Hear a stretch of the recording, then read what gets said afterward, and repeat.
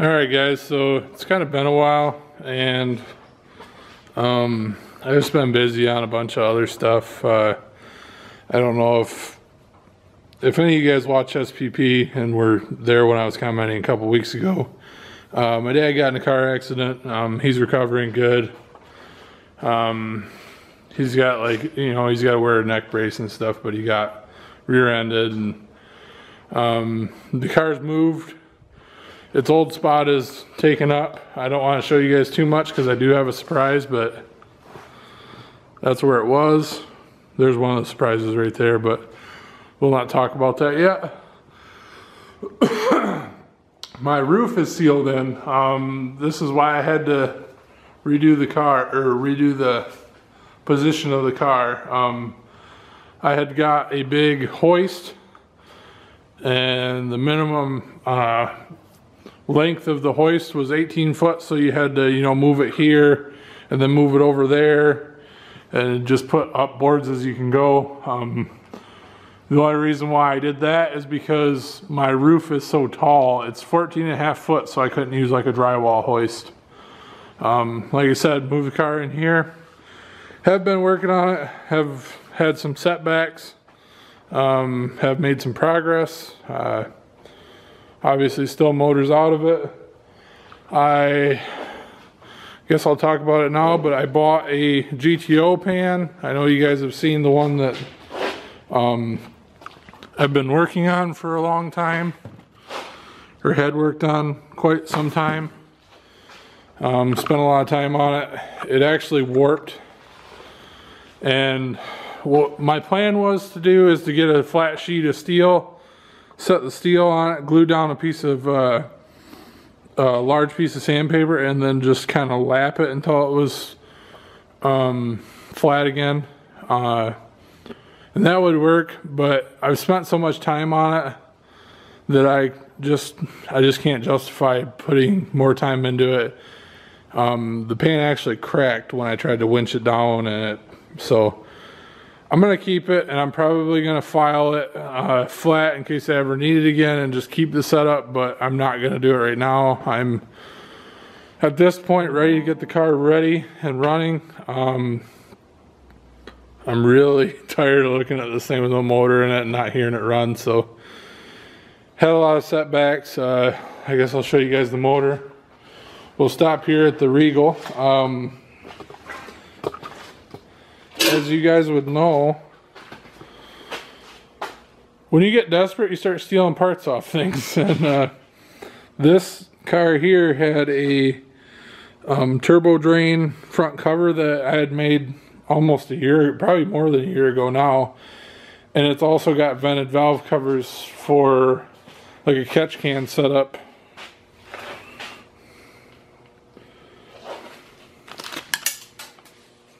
I don't know why that still had a nut in it, but so I'm gonna probably end up stealing them too, it's kind of sad because this engine is pretty well built. It's got studs in it on the head gaskets. It's got really good head gaskets. The 317 heads are cleaned up. It's got BTR 660 springs. But I think I've said before, I'm kind of going in a different direction. I'm thinking that this car might end up with a LT based 4.3. I'm pretty excited. If I can find one of those, then I'll use a V6 in this car, which is kind of, you know, iconically what these Regals are known for. So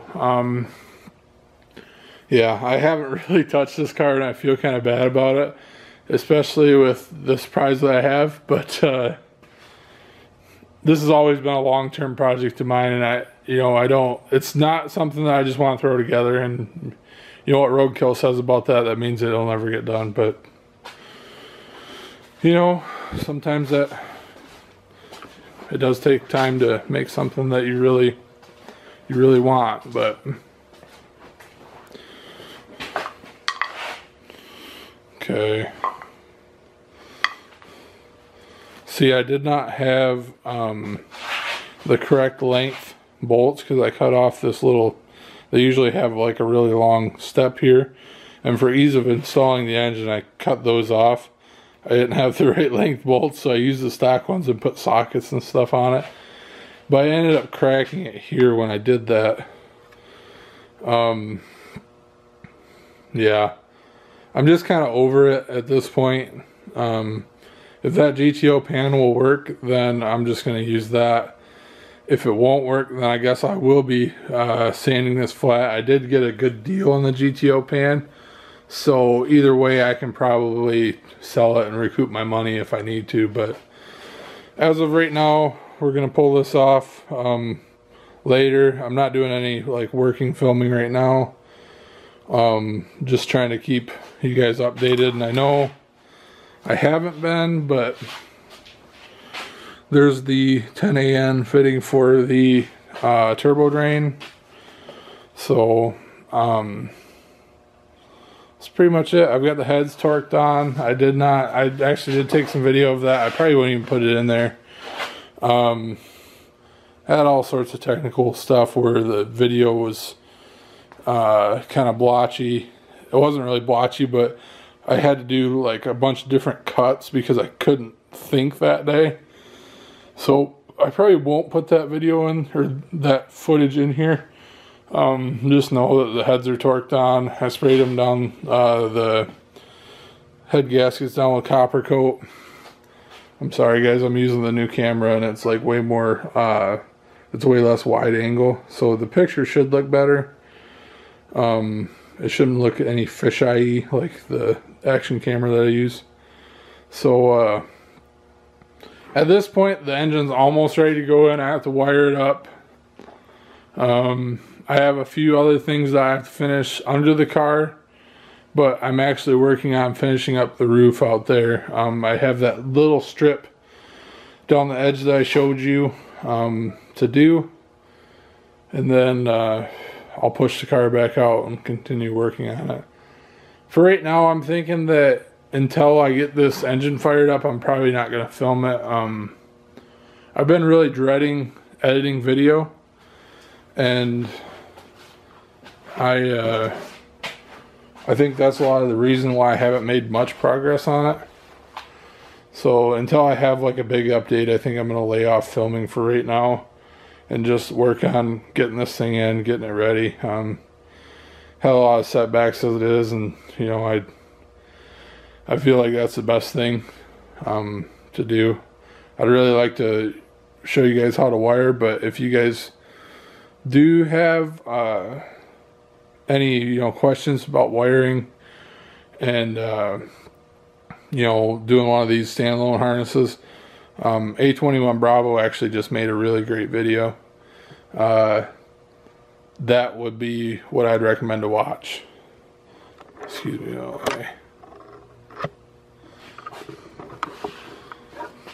So now to the big surprise. I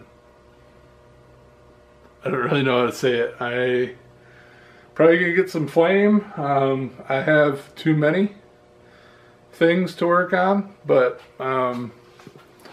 my dad is kind of yelling at me about getting more, but I used to have one of these back in the day, and I missed it, and I was telling my girlfriend about it, looking for one, and I don't know why. I just kept, it's something like you forget about for years, and then it's like it comes up and you're like, yeah, I need to have one of them. Well, you guys are gonna laugh. I'm not a small human being. I don't know if you can tell by these quad tires, but I can't zoom out very well with this. I'm 6'6" and 350, 360. So, Baja Bug.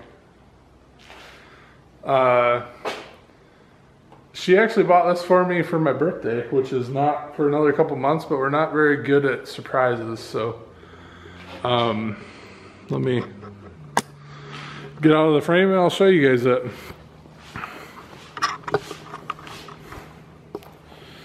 It is a 66, so it's a ball joint front end. as opposed to like the King and Link pin. It's pretty clean. We didn't really, she didn't pay much for it. She probably doesn't want me knowing how much she paid, but I was there, so I know. Paid $1,200 for it. The guy told us it was a roller, and we get there and it's got an 1835 on it that's blown up, or he says it's an 1835. It's still got a single barrel carb, so I don't know if it is an 1835. I haven't even checked to see if it was actually blown up. I need to put a compression gauge on it and roll it and see. But it's pretty solid. It's got original pans. It's got suspension seats in it. It's got a start to a roll cage. You can see the bar run through here.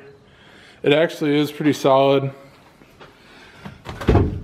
There's not a whole lot of light, but there in the heater channel there's a small hole, and then there's a couple small ones there. Somebody had done the floor pans with like a PR15 or something. Of course my phone rings.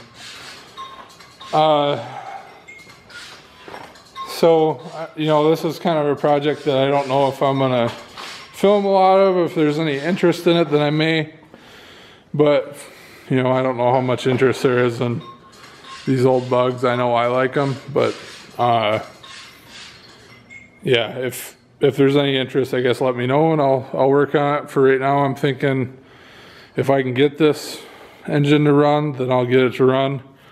What I'd eventually like to do is put a small 4-cylinder Honda or something in it that's reliable and gets good fuel mileage. And I really fight myself hard to think about just putting something in there and being happy with it. As myself, I don't like to do the easy road. That's what I struggle with most in life, is just having something that bolts in. Without getting too much into detail, the Honda, earlier Honda, like the B, the D, the F, the H series, they all rotate opposite of a normal engine. Counterclockwise, I guess is what you'd call it. So when you put these up to a bus transaxle, or to any transaxle, you need to flip the ring gear from this side to this side, and then it'll run forward. Notoriously, that is kind of weakens them on an already weak transaxle. So if you get a bus transaxle, that's what everybody wants to use if you got high horsepower, or you have to go to like a really big money setup like a Mendola or a Well. So basically, you know, me wanting to run a Honda, a older Honda, which is, you know, something that I wanted to do, but I thought about using like a transaxle nobody really else uses, which is Passat trans, out of like a 98 to 03 Passat. They're a longitudinal transaxle, so they are just like this. They're 5-speed. They're made to run engine in front of transaxle. So if you flip it around and run a counterclockwise Honda engine, then it would run forward speeds, but it would be running on the coast side of the ring gear. So that's just what my thoughts are right now. I don't know if that'll ever pan out. I came across an Ecotech that I could just bolt into a bus trans, but I'm not really a fan of the Ecotechs. I don't really know why, I just don't like them. So I could do that, or I could, you know, find something else. I could put a 4G63, which I am intrigued by, out of like a DSM to put on here. But the thing with that is I would never get an axle or a transaxle to hold up. I could get a 6-rib bus transaxle. Those are about $2,500 to have built. And if I push how much that engine could make, it would ruin that axle in a matter of a year. And as you guys know, I'm not really a big spender. I don't really like to have high dollar things. So, you know, it doesn't entice me at all, I guess, is what I would say. You know, to have to spend $3,000 a year to have a trans built, it's just not something I'm interested in. So those Passat trans are like $150, $200, and you can find them everywhere. There's like 20 within 40 miles. Not 40, probably 100 miles of me. And yeah, so that's why I'm thinking I don't need to jabber on about it, but if you guys want to see more of this car, that's cool. If not, I won't film it. I'm not going to be working on it anytime soon. I'll probably do the compression checks like fairly soon, but once I know that, then it'll probably be on the back burner until the Valiant gets going. But just so you guys do know, I do fit in it. Seats aren't bolted in, just so you know.